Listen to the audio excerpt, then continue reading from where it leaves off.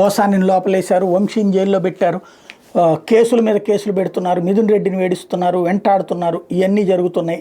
అదే సందర్భంలో 1-2 చోట్ల వైసీపీ తెలుగుదేశం పార్టీకి సంబంధించిన వాళ్ళ మీద దాడులు, హత్యలు జరిగితే అక్కడ అరెస్టులు చేస్తున్నారు. అయితే ఇక్కడ ఏదో అసంతృప్తి తెలుగుదేశం కార్యకర్తల్లో పెరుగుతోంది. వాళ్ళు తాజాగా ప్రొజెక్ట్ చేస్తున్న కథనం, టీడీపీ కార్యకర్తలు తమ నాయకులకు వేస్తున్న ప్రశ్నలు ఇవేంటూ మనం అనేక ఆరోపణలు చేశాం. వాటిలో ఈ 9 నెలల్లో ఒక్కదానిపైన అయినా నిర్దిష్టంగా చర్యలు ఎందుకు తీసుకోలేకపోయాం?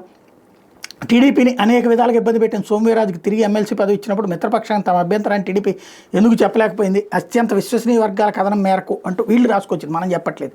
కేంద్ర ప్రభుత్వానికి చెందిన ఒక శాఖ రాష్ట్రంలోని మద్యం విధానంలో లొసుగుల్ని గుర్తించి దాడులు చేయడానికి అనుమతి కోరింది. అయితే అనుమతి ఇవ్వడానికి కేంద్రం ససేమిరాంది. ఇప్పుడు కూటమి వచ్చింది.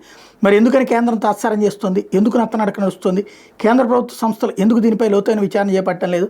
పిఠాపురం మాజీ ఎమ్మెల్యే వర్మ వంటి నేతలు త్యాగాలు చేయడానికి పరిమితమా? నాగబాబు వంటి సీనియర్ నేత మిత్రపక్షంలో ఉండి లక్షల మంది కార్యకర్తల ముందు పరోక్షంగా వర్మ చేసిన త్యాగాన్ని చులకన చేయడం ఎంతవరకు భావ్యం?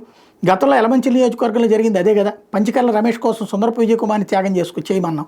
ఆ తర్వాత పట్టించుకోకపోతే ఆయన జనసేనలోకి వెళ్ళారు. ఆయనతో పాటే పంచకర్ల కూడా వెళ్ళిపోయారు. దాని నుంచి మనం ఏం నేర్చుకుంటుంది ఏంటి? ముస్లిం ఓటర్లు మనం దగ్గరికి తీసుకోవడానికి చేస్తున్న ప్రయత్నాలు శూన్యం. విజయవాడ నుంచి శ్రీకాకుళం వరకు మైనార్టీలకు ఒక్క సీటు కూడా కేటాయించకపోవడానికి కారణాలు ఏమిటో పార్టీ ఎప్పుడైనా ఆత్మవిమర్శ చేసుకుందా? ప్రతిపక్షంలో ఉన్నప్పుడు విమర్శలను స్వీకరించిన కార్యకర్తలను, పలకరించిన నేతలను ఇప్పుడు ఆ సహనం సమయం లేకుండా పోవడం అలవాటుగా మారిందా? మనం పాత్రికేయునిగా నా దృష్టికి వచ్చిన అంశాలు మాత్రం నేను మాట్లాడుతున్నా. సానుకూల అంశాలు ప్రచారం చేయడానికి ప్రత్యేకించి ఉండాల్సిన అవసరం లేదన్నది నా అభిప్రాయమే. నేను ఈ పని బాధ్యతతో మాత్రమే చేస్తున్నా అంటూ మెన్షన్ చేసుకొచ్చారు ఒక ఆయన.